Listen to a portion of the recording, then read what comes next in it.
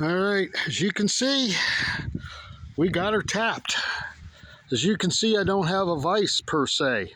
As you can see, we're creative.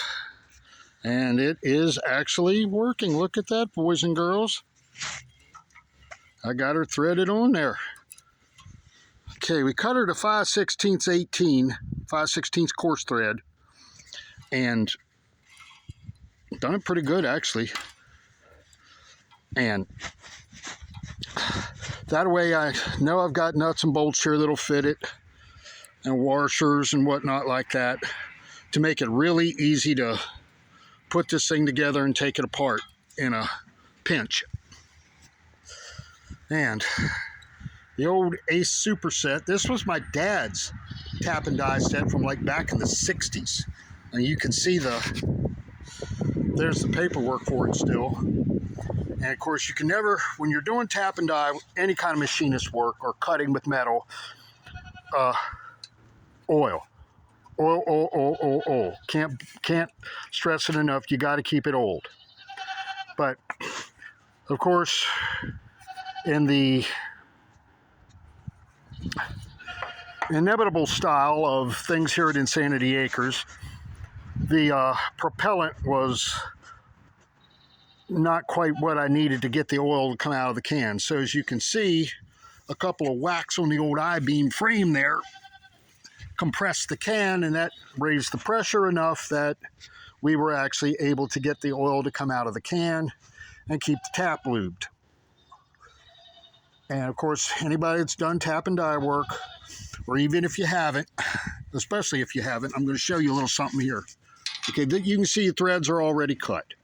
Okay, what we're going to do, we're going to start our tap back on there. I'm going to demonstrate the technique that I use when I'm doing, when I'm cutting threads on something. Whether I'm cutting them in, like making a impromptu bolt or a shoulder or something like that, or if I'm actually, like in this case, threading a rod. The worst part is getting it started. I'm going to tell you that right now. I'm going to have to lay you down here for a second, because, come on, get on there. Did you get that first one? All right, there we go. Okay, we got her started on there now. Now, you can see I'm going to spin this in a couple of turns here. Okay, this is not the way you're going to cut them threads, okay? It is going to be a slow, drawn-out process. As you're cutting, you're going to go about maybe half a turn, then you're going to back it up. Go up, go another half a turn, you're going to back it up a little bit, you're going to go a little bit more, and you're going to keep doing that, kind of rocking it back and forth as you go around, kind of like this. Excuse the shaking. I'm trying, guys. I really am. I know I'm very trying. But this is kind of what you do. Rock it over, back it up. Every now and then go back a couple of turns. Then, come back up and cut some more.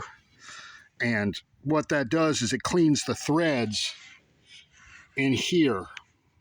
It cleans the threads and cleans the cutters inside of the tool, because they'll get metal filings and all sorts of gunky gunk and stuff in them, and then it just makes it harder to cut. As you can see now, it's starting to get taut as there's some junk on the threads up in the back end. So now you can see firsthand the technique. Now, obviously if you've got it up on a lathe, or you've got it in a milling machine, or you've got something other than just manual tools like I do, it's a different world. But this is the old school way of doing it. As you can see, I'm a little too close to my frame there, so it's kind of bonking on it. But that should be clean enough for now. Now I can get this thing, gather up some nuts and get this thing put together and put this project to bed. When you got it right, it'll spin like that. So, there you go. You got yourself a little tutorial. And, man, it's coming off. Really, it is, guys. Up, up, up, up, up, up, up, up. Don't you bucker them threads up. There you can see the very, very, very end of it.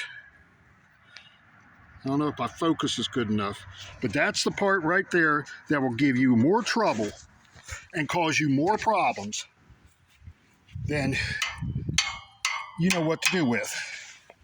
So there we go. The old Ace Superset once again saves the day. Thank you up there, Daddy. I appreciate it. And a little bit of creative engineering to make a work vise. And now we're going to put this thing together, and I'm going to put this stuff away. So there you go. Something to watch on Sunday.